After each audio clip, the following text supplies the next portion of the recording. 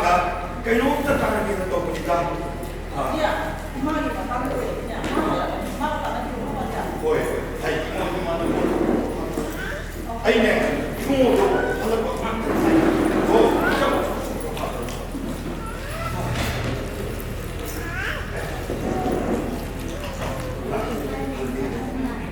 봐.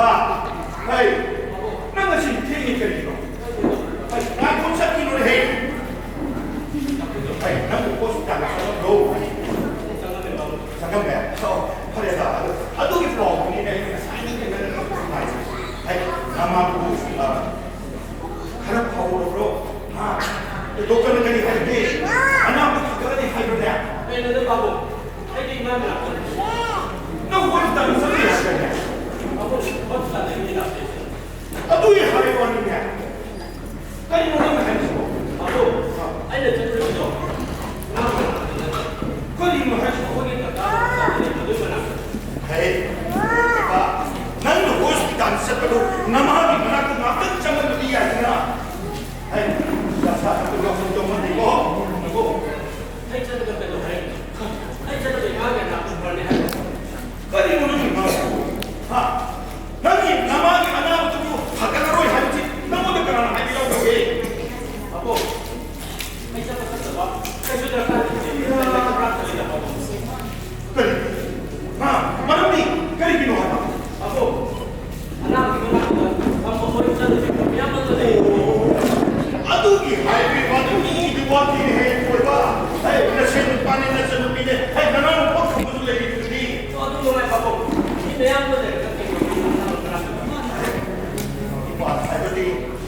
Nang posta sedang bersenggut nama di mana terkadang bersenggut dia.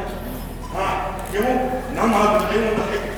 Nang isu dunia saya apa? Ini pun berat sekali. Ada kamu. Anak memerang juga. Anak berbuat satu yang mana kamu. Nang has. Itu dia posta. Itu dia posta. Nak kita nak amal. Nak dia. Hei, mana mahal lagi? Nama di mana tersenggut siro. Jangan teko. Aduh. Kamu kau tanya itu kau betul. Nang sudah. Wan hai tadi. Hai. Imau ije masih. Nung kau nama. Apo, ay ko yung usuga ka hospital sa sekali ginawa. Apo, kasi na ko sa kanya. Imaga na ko sa kanya. Atis ini ya. Pas hari pada apa Bapak? Atau berapa lagi? Kali mana nak pergi hai? Angkat kamu. Betul jadi hospital sampai datang saya. Kau jangan. Kali mana? Aduh, pandai ya bro. Hai, wah. Hai, nak macam mana? Ha, nama di mana aku? Kali kita bro. Ha, ni dia. Aduh, nang. Relax. Aku siap semua.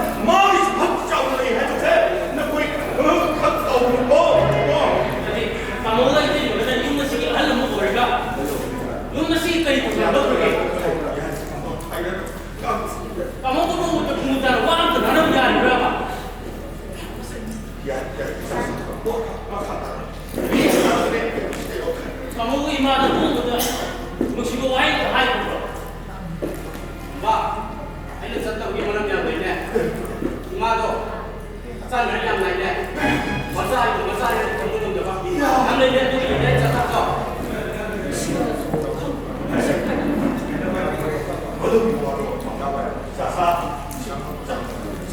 야, 와, 아이래, 나만 하기 못하기네.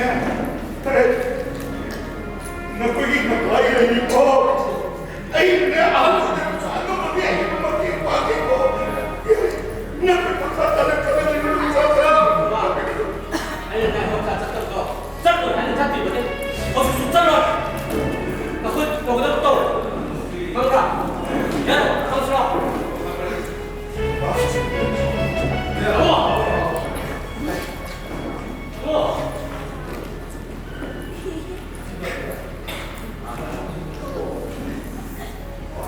와, 너, 아, 나야 하면 너무 더 좋아하더라. 아이가 못하다. 난 죽었다. 그래. 난 무엇을 받았다.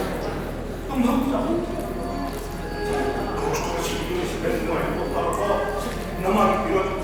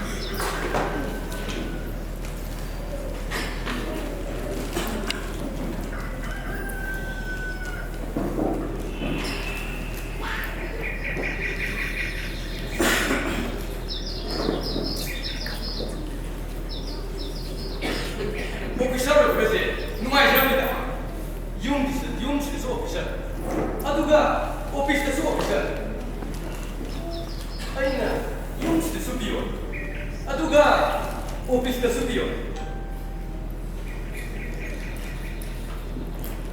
아이 거의 사람이 나거지나 와 빙산이 브라 sap이 브라 수강디 아니나 마시대기다 아용나 따라가 용기 더만 가고 싶은가 오피스에 하다가 용식이 더 뱅가고 싶었는가 따라가면서 용도 한다 완전 정말 더 방금 또 먹는 순간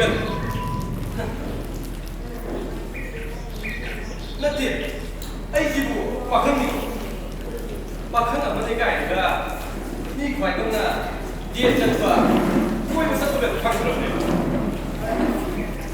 대단고 사실은 오피셜이 있고 해비다비 이 오피셜이 오피셜가 또 길.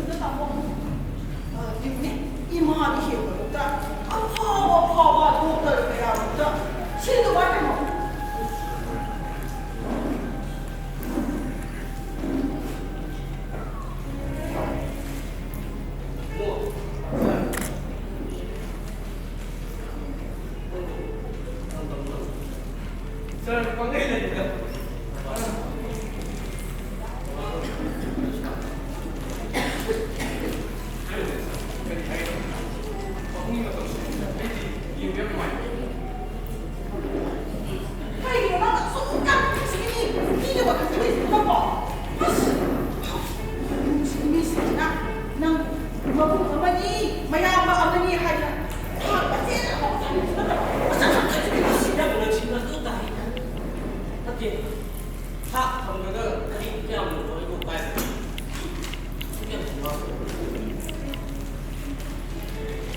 semua.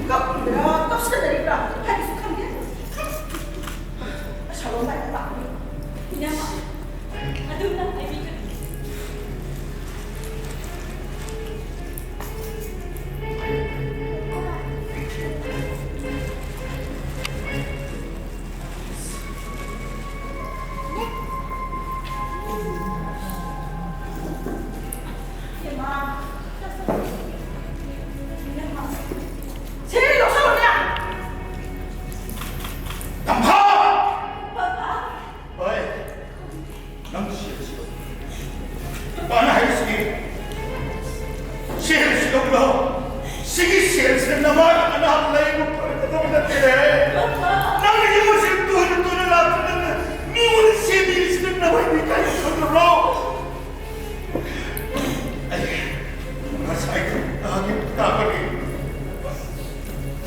nang imong masina lahat na nakuha pa sa amin si kanino ni Pagi ni Ikay, sana. Nabuhay na, ito, i-seals, hindi ko ako i-seals na nabuhay na sa kapatay ka na ito. Hoy, matulad niya, siya lang mo ng lagyan, kaya laban mo!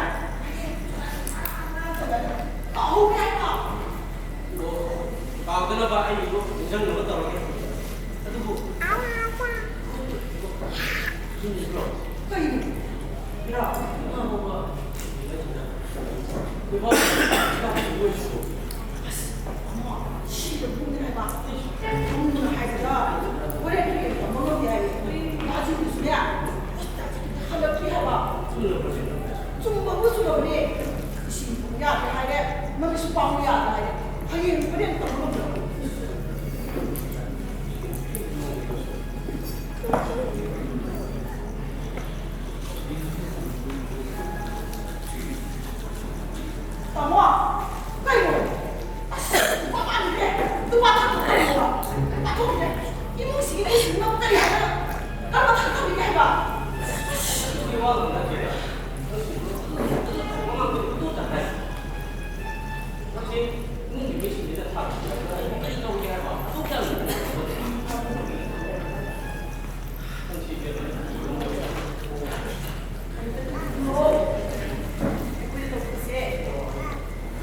mamma,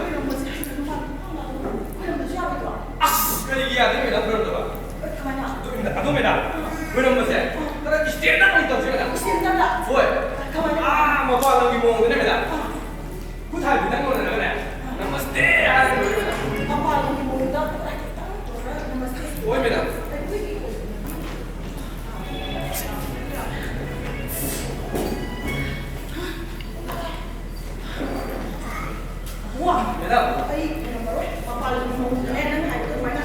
Namaste. Ay, ko. Thôi mày đã. Không mày đã. Không được thiêng nghe. Là gì đi là chỉ ta chỉ được. Mày đang giúp tao bị nó tốt rồi. Hay giúp tao được mày đã. Không có việc gì.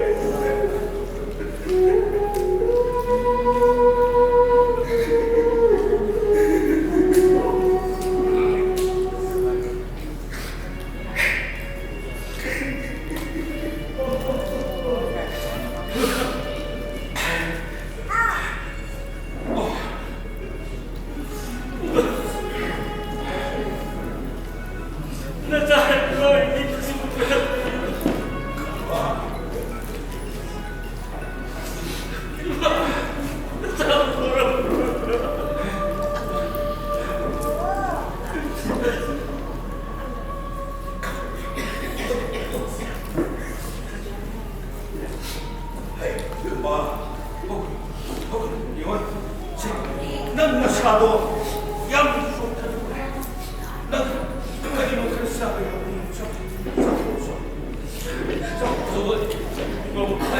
시아들이라고 있는 거봐. 시아들 빛나만 그렇게 보시단다. 너는 그렇게 몰라 좀 되고 나랑 그렇게 됐는데도 시아들 마사들이 속색 입은 날에 거봐. 이제 그래서 우리는 호수다 바보. 미식 좋아하는 나도 빨리 어떤 일 하는 이 뭔데마? 자수의 짬치가 작품하면 일단 짬에 베이지. 뭔데마? 이 구들이 나한테 쌀. 나 여기 땅 파도 아무 이상 뭐냐고 해서 그 얘기 싸싸. 바보. 너랑 이만 딱 감동 쳐야 돼. 수학 이거 땅 못다는데 엄마 내가 이거 안 되겠다니. 아니 거의 불락 밤이 나가 난전 루시로 뭐에 나한테 루니까 여기 너랑 이만 딱 간다면 되지. 저는 비하고 야도 저도 잠깐 이렇게 하지 바보. 그거 이러는데 하 까리 먹는 하고 아이디 소라 제 바보. 뭐 나나 정ling 거 시작 정졌어도 아이 말 좀 들어. 싸우는 소리니 소라 감세 아내를 받는 소리야. 그런데 좀เนี่ยแล้วคนเดียวให้เป็นอย่างเงี้ยคุยถูกไหมสองนะชอบชอบจะคุย 하이 이모비마 마도 하이니 이야기인데 하이 마도 아이 거기 뭐야 불락 밤이 나가네 칼날에 대주라 방송 방송이 되고 너 거기 좀 나가게 시고 너 아니 뭔가 힘들게 가끔 가 그러면 너 야에서 바보 아이디 소라 제 싸우는 소리 들으면 미만 나이 좀 많이 좀 흘러 까라면 준비를 걸어 아니 하이 자자 꼬리는 보면 카메라 야시고 시들 내면을 씻고 บอกว่าพวกเราทำไม่ได้เลยเขาสิมาให้เปลี่ยนบอกว่า 하이 우지목 하이가 있고 까리고네 아 제 바보 나이 시야. 우리 코너 하나 밀고 들어오기. 바보 세 가랑 진짜 하루 하고 잘할 때. 이제 기도. นั่งไปแต่คนก็ใช้ได้ดูที่เราสอนเลยมันก็ช่วยกันก็ 까이고 이제 루피나 잘 비리고 ไม่ใช่สิ่งที่เราเรียน 이제 이전 털과 지금나 이마음에 나 아동의 얘기하면 너희들이 해라 카메라만. เนี่ยคุยสิหน้าสบายแล้วตัวเนี่ยโอ้ว่าสอนมาอีกเนี่ยนะง่ายเลยนะเฮ้ยอันนั้นที่สบายตัวว่าเนี่ยเป็นตัวนี่สักครั้งอยู่เนี่ยมันจะบอกว่าเอาโอ้เนี่ยเนี่ยสบายตัวด้วยนะบอก 막았다는 내가 니 같은 나라는 하이비리고 싶고 나한테 이제 골목가리로 밀리게 안 하고 나랑 싸워야 돼 하이비리고 싶어. 하이 이모사로 그 어떤 까리 농담을 시키고 โอ้ยคนเสียองศาไม่ใช่เอาองศาที่มีคนเสียนี่มาดูไอ้ผู้หญิงอะไรคนจะสุดยอดอย่างฉันสิบุญแต่เราไม่ได้ทำสิ่งที่เขาทำ 까나는 그 준비하고 아 까나는 이 준비하고 그게만 까리는 어떻게 맞추나 아이 몰래 내가 하나 몰래 내가 도와줘 เยี่ยชินมันนั่นนะตัวคนเราสอนกันตรงที่ให้ยากที่สุดทำไมเราสอนกันตรงนี้ไม่แบบข้าเราคนที่อยู่แบบง่วยแบบนี้เลยสิมันเนี่ยไอ้คนที่อยู่เนี่ยไม่ได้ไม่ได้สักคำไหนแบบโอ้พิซซ่าทำเราพูดได้ยังสุดอยู่แบบเธอละ 제 다음에 앞으로 그럴 거면 나지. 예천적이 말할 때 예쁘나 하자는 것이 바보고의 고의 얘기를 시작하라 안나미는 하이비리를 그러겠지. เอ้ยทำไมสอนกันที่เรียนแล้วก็อะไรไปสอน 야를 되도록 인사는 그 와마 가부 나라고 되도록 하이 소라기 너무 뜨드래 이구래 너그 와비도 까리로 떠고도 하이도 이구나 또 실력이 너그 이구나 하이도 너그 그런 일로 거 자 너무 시작나 올해세 아이 시작 두고 이거 파밀리도 판단이 나면 있고 시대에 버시고 내도 속광 갖다 공지 이모 우리는 우리가 소라시 아두gam나 똥이 빈말은 시까지 บอกว่า 하 เยี่ยมไว้คุยเนี่ยพาน่ะสมมติคิดตัวอันนี้มันเนี่ยคุยสิ่งที่มันทำอย่างเงี้ยอันนี้ในลิสต์เนี่ยพาเนี่ยนะคุยนี่นี่สิ่งที่คุยเนี่ยเลยคุณตัว 쌀이 미리시나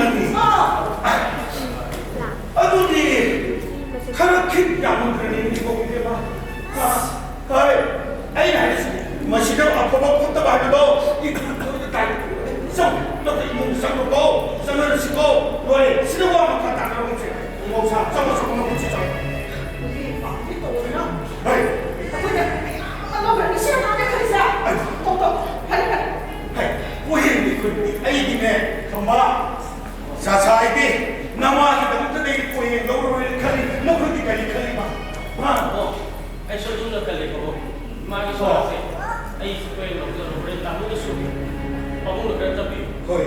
ai so su ma gi pa mo nga to ban ni ko so ra ko ra ko mai ko nga ko na to se ta sa ki apa le de pa mo Apa ini punya sosial tadi? Ya. Sakit apa yang apa yang apa? Hari yang baru yang punya kemakan tadi dia.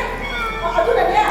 Ini dia. Ini dia punya kalau ini kata dia. Kata aduh ada teman apa? Yari, Aba. Nangal mereka isi pakai kamu mudo. Nang harus. Saya bilang dia. Babu. Aduh tak kasih mereka. Saya tak usah. Babu. Saya coba dah. Ini sudah. Kakak. Aduh sudah. Hilang dia. Iya. Ada dah udah ni babu. Kamu itu babu. Aduh ni babu tu sudah babu. Saya dah tak masih ni apa sama dah babu.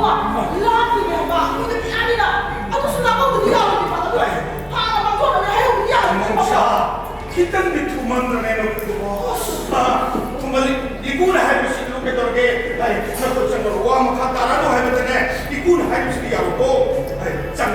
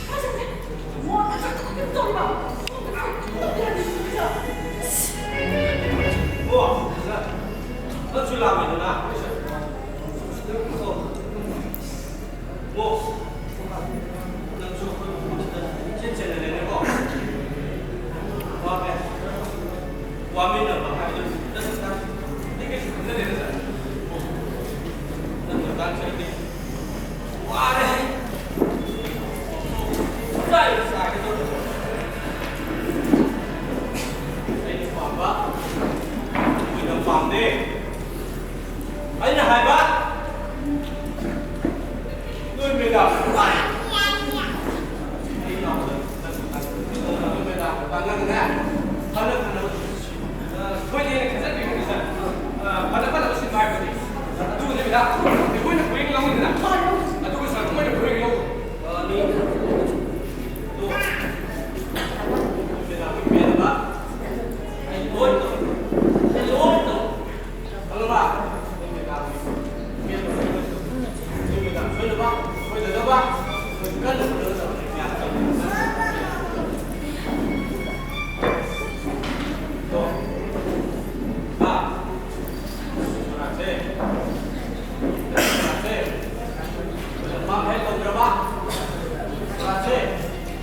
아니 돼야 아니 돼야 아니. 나 지금 성나는 게 덕분에 하나 보세. 덕분에 인마 많이 해봐.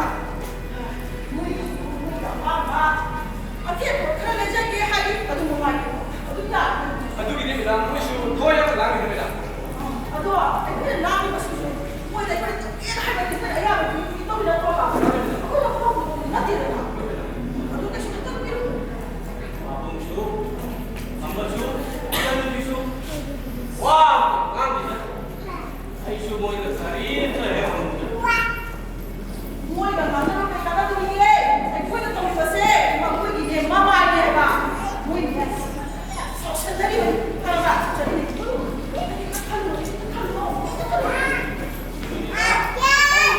아우라, 와라우라, 아니, 아이수, 왔다, 아이. 뭐, 어디고 아이, 그리고 아이 또 어디 것들이 이게, 저 지키고 있는 게, 저희도 와도 이렇게 되지. 그래서 그래. 오늘은 뭐 너나 아니잖아. 나는 역시 뭔가 여러 것들 있고, 뭐도 뭐.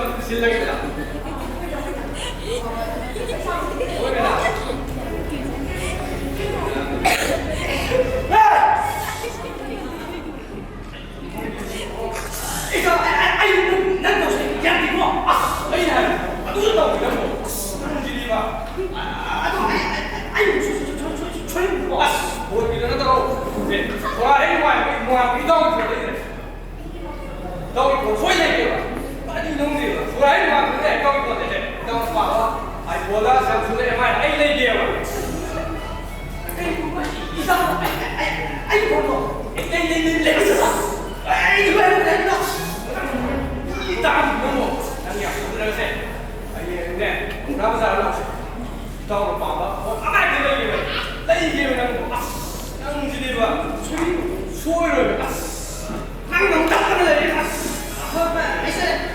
오 있잖아 이거가 아이고, 아이고,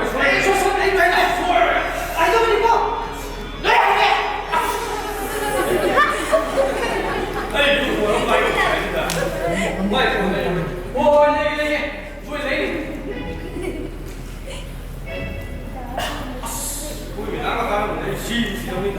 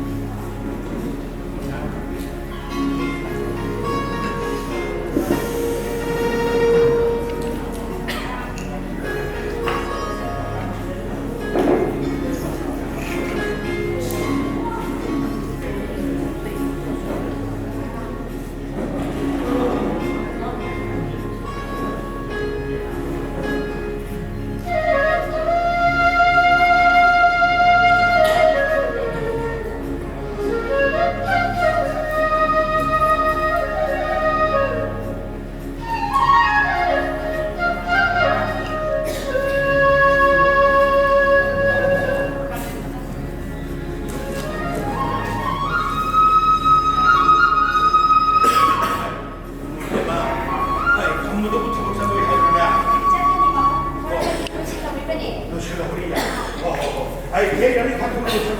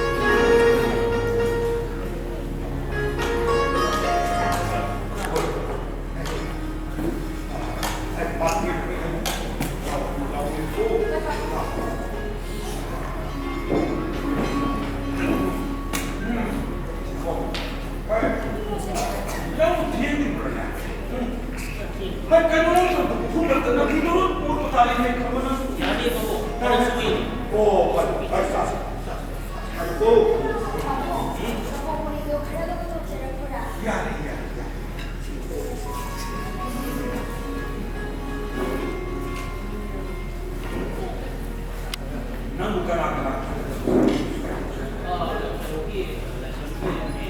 Mì Gõ để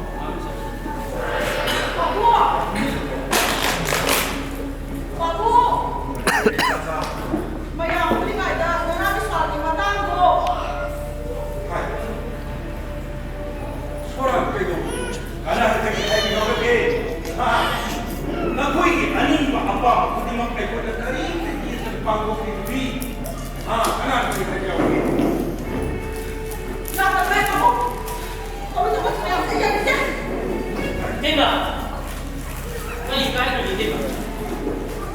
bỏ lỡ những video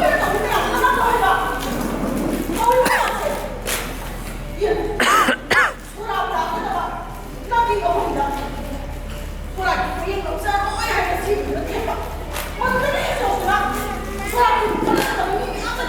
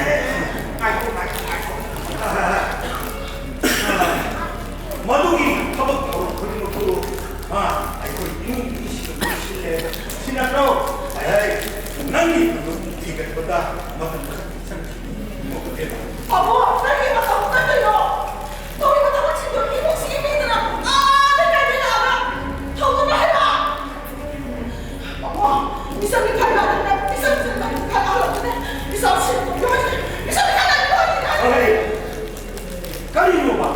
Ha? Ikut ba? Kanan kaligat lang. Kanan magkatulong ay well sa kategoris ko. Ha? Kanan magkatulong well sa kategoris. Abo, ini mo sila sa nagkalaan ko na ba? Lagay nila ka. Pagkatala ni Ichi, ichi ni wa wa, ni da ta bia wa na te. Na te ni la na ka, ai ko na suong kai ni si ko kai no. Na ku ka mi shi ga, masa ba ni ta la wa na mi no. Hey, nakakaya sa.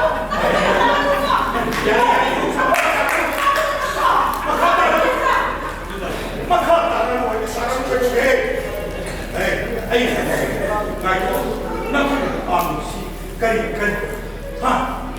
Abo, Surat mamang nesu, nakal apa matutaw kayo? Surat matut di situ. Kanino ba? Ikuna matutaw doon. Kapag sa kanino ba? abo, ay ang nasa din. Ay, nakakaya na. Abo, nila. Huwag hindi mo mga ganun masyami ako. Ano sa dala na mo? Sa dala na kami. Tapos sa imo sila. Tuloy na ako. Kanino hayos? Kaba? Nakal na sumot kapag sa kanino ito. Ha? Ay, hindi masyadaya kayo. Hektak sa ito ko. Ay, nakay na siya. Aman ito pa rin. Iyon ang natina ng yung masih makalamin siya. Nang yung masih kalipin. Kalay ko ng sakit at akin. Abo, ay masih Kung doon.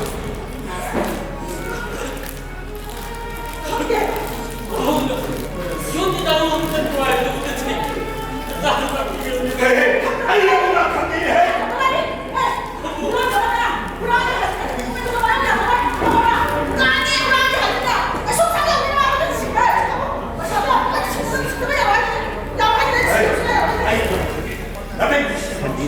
Nang aman ko ba? Abo! Naku, jarap na tayo na butanong yaroy. Unang! Ay, shit, mga kapatid. Mane!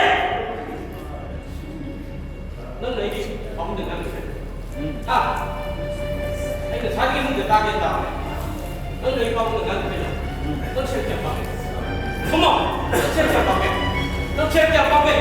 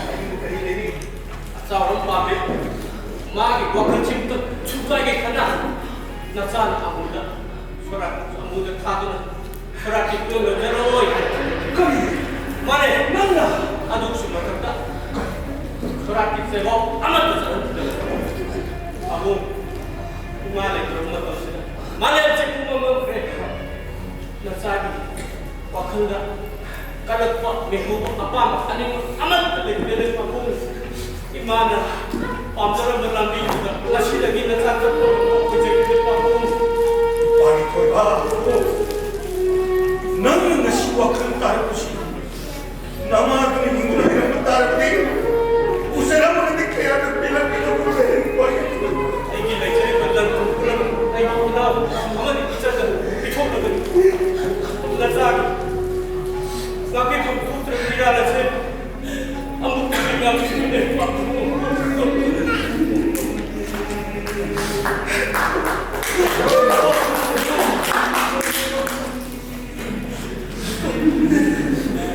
Ba? Karigil na ako. Hindi ako nagtawasok sa tinig. Kaya ba tayo dito? Kaya ba? Nang iba check pa ako. Kaya ba? Sabi ko kung sabi natin. Ang galing ako